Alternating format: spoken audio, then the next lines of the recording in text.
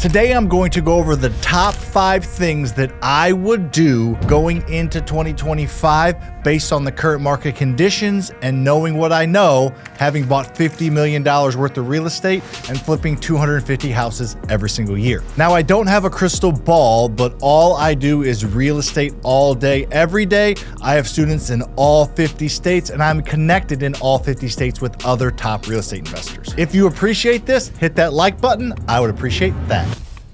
Now, I am going to spend a few minutes here going over what I think the real estate market and the conditions are going to look like in 2025 before I get into the top 5 steps. Listening to what the market's going to do based on my opinion and all the information I've gathered is going to be worth a couple minutes, and then we will get right into the top 5 steps. At the end of this video, you're going to have a clear picture of what to do in 2025. The real estate market in 2025 is going to be pretty strong in most markets, in my opinion. Now, I am going to tell you what I think the Fed's going to do with interest rates later in this video, but for now, let's talk about the reasons why 2025 will be a pretty strong market. And I think this is important to know that you're going into 2025 in a pretty stable market. We're not going to see a 20% upswing in prices. We're not going to see a 20% downswing in prices. It's going to be pretty stable depending on where you're investing, which is a good thing. You want to get into a stable environment, or you want to grow in a stable environment. As I record this video, the median house price is about $415,000 across the United States, which was $442,000, which is the highest it's ever been. And we have seen a subtle and a slight dip since then. Now, not all markets have felt that. Real estate investing is very, very location specific. The coasts get hit a lot harder than the Midwest, but the Midwest doesn't get the crazy upswings that the coast gets. So depending on where you're investing, you may have seen a little bit more of a dip, or you may have seen a slight increase in prices over the past couple years. Just know we have already seen the pullback. The houses have come down about $25,000 from their peak and are kind of teetering up and down right now. So we've already seen that pullback, and it doesn't look like we're going to see anymore. We have basically had a slow correction from that crazy interest rate hike that we saw to curb inflation a few years ago. Now on to 2025. Interest rates are actually historically pretty average right now. We recently saw the Fed decrease the Fed's funds rate by 0.5 point, but the 30-year mortgage actually went up by about 0.5 point. And I'm not going to go into that into this video. I can do a video on that in the future if you want, but the Fed's funds rate and the 30-year mortgage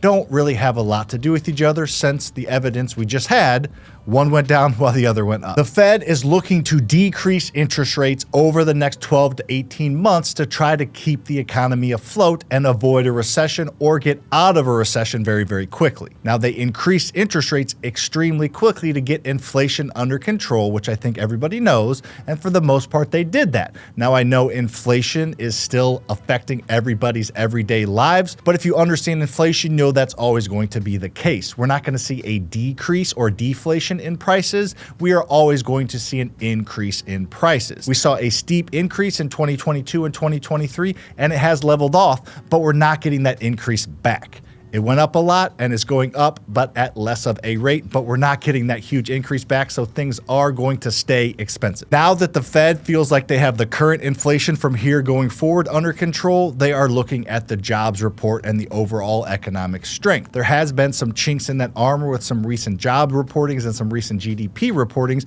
However, it looks to me, and looking into the future, like the jobs reporting looks pretty good. Our actual company's GDP, or gross domestic product, is looking pretty strong in Q3. So if those things remain strong, inflation's under control, and the US economy appears on the macro level to be doing pretty well, even though I know we're all getting hit with inflation, they're not going to decrease interest rates as quickly as some of you think and a lot of other people think. In my opinion, and again, this is just my opinion, we are going to be looking at about a point decrease over the next year, which I think is good news. It's a slow, steady, soft landing. However, a lot of other people are thinking that it's going to be a lot more drastic, but I don't see that happening. Unless the economy goes into a deep recession, they are not going to lower interest rates very drastically or at all, which again is not a bad thing. Unless there's something drastic happening, interest rates will slightly go down and we will have a stable environment to invest in. Speaking of investing, hopefully that was helpful. Let's get into the top 5 things that you can do to grow or scale in 2025. Number 1, get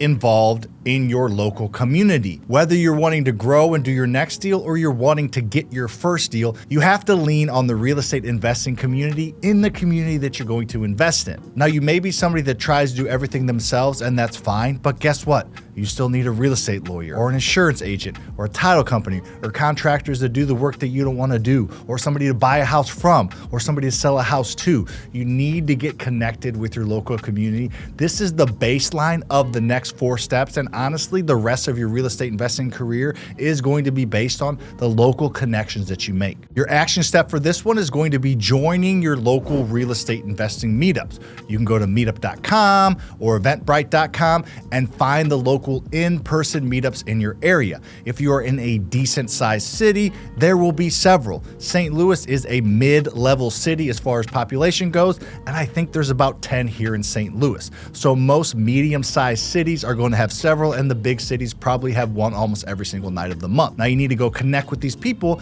because these are the people that are actually the movers and shakers in your industry. They host these meetups with anywhere from a few dozen to a few hundred people, and those are the people that I said earlier that you need to connect with. Your local meetups will have wholesalers and real estate agents and contractors and insurance agents and lenders, and everybody that you need to get to know meets in one place in person. They're willing to get off their couch and maybe miss Thursday night football and go in person and meet. So they are the people that are serious about it, and you need to connect with them as soon as possible. Now, of course, you can do it virtually by joining local real estate investing Facebook groups. But again, a lot more tire kickers there and a lot more people that are knuckleheads maybe trying to screw you over or rip you off.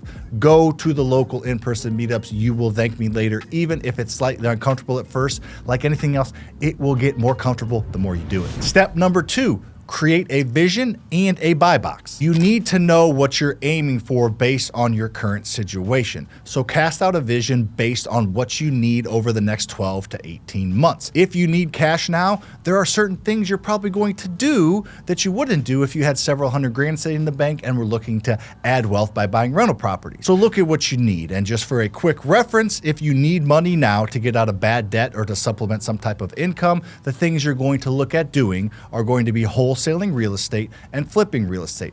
That's the cash now angle. If you are good in your current cash position and you want to start to build wealth now because you know the sooner you start, the bigger it grows, the faster it grows, then you would start to look at buying rental properties. Now, there are tons of strategies for both of those things, but just know that those should be your focus depending on what you need. And again, these steps build off of themselves.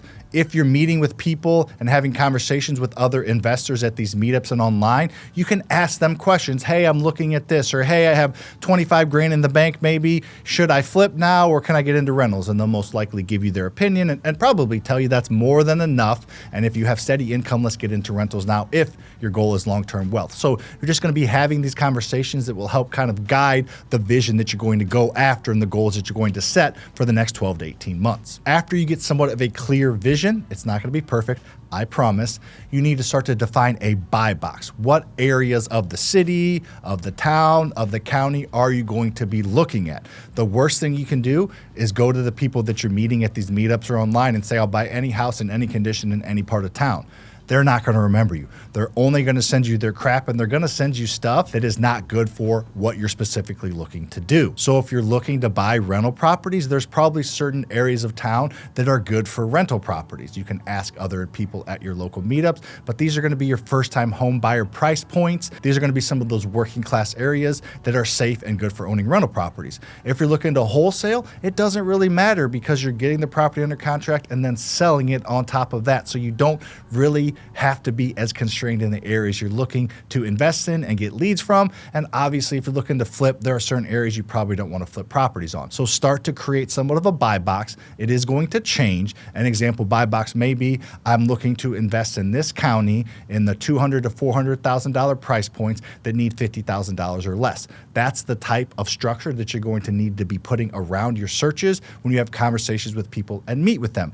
It's going to change, I promise, but just get a baseline now and tweak it as you start to adjust for what you see and what you're getting thrown your way. Number 3, leverage your network that you're creating and technology to start to get some deals coming across your plate. The free resources for deals is using that network and community that you're building. You can get leads from real estate agents. In fact, we buy about 50 houses a year for free from the real estate agents that we've been able to develop relationships over the past few years. We've met them for coffee, we've met them at their brokerages, we've met them at our local meetups and other people's local meetup. Now this one does take time, but it's a free lead source. So real estate agents and similarly wholesalers, those are people that go out and find the deals and bring it to you as a buyer on a silver platter. Now, of course, you have to underwrite it and make sure it makes sense. However, they are bringing you the deal and you don't have to do anything. Now, they're going to mark it up, but it doesn't matter. You're going to run your numbers and you're going to come to your buy price. And if it meets it, great. And if it doesn't, no big deal. More on that in step 5. And if you want to speed that up, utilize technology. It is insane what technology will do. In fact, we just launched a software that basically does everything for you. It's called Deal Pilot, and it helps you navigate going from no deals to as many deals as you want. We utilize the MLS, over 160 million houses that we have data to, and we use AI to predict if the house is going to sell before it even sells. So you're able to get ahead of it and be the only person bidding on it. There's a CRM, there's driving for dollars involved. It's everything you need to start to get deals for an extremely inexpensive price. And in fact, because we're just launching it, I am giving away a free trial to it. It's called Deal Pilot. Check out the description below and you will get a free trial to check it out and see everything that's involved. It's a little bit overwhelming, but I promise you it's worth it. Once you start to utilize technology and see how inexpensively you can start to get leads and get deals, you're going to want to scale. And a big part about this step is just starting to see your connections and your buy box come together from the first 2 steps and realize if you're on the right track or if you need to start making adjustments. Step number 4, start to stack some funding sources on top of each other. The more funding sources you have, the more dangerous you're going to be in step 5, being able to pull from different funding sources. Now, of course, this isn't a requirement, hence this is all the way into step 4, because technically, you can wholesale real estate without a funding source because you get a property under contract to purchase on a sheet of paper, and then you sell that sheet of paper to somebody else for a price. Now, there are 2 main funding sources that you're going to want to look at to kind of get this ball rolling. That's hard money lenders and private money lenders. I have a ton of content on here about how to find them and how to treat them. However, I'm just going to give you a quick synopsis. Hard money lenders are companies that are in business to lend you money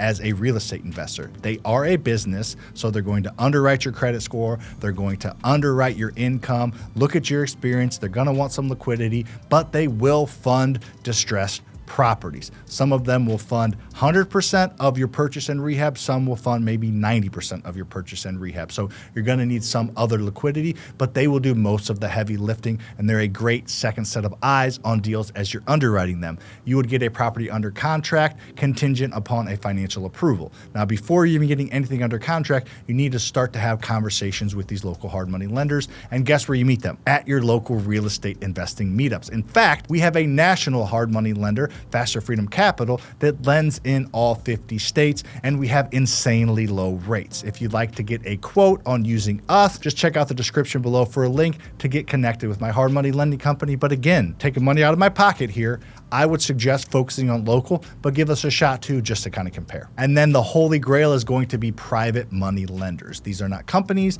these are individuals that you know or that you have a connection with. They're not going to check your credit score.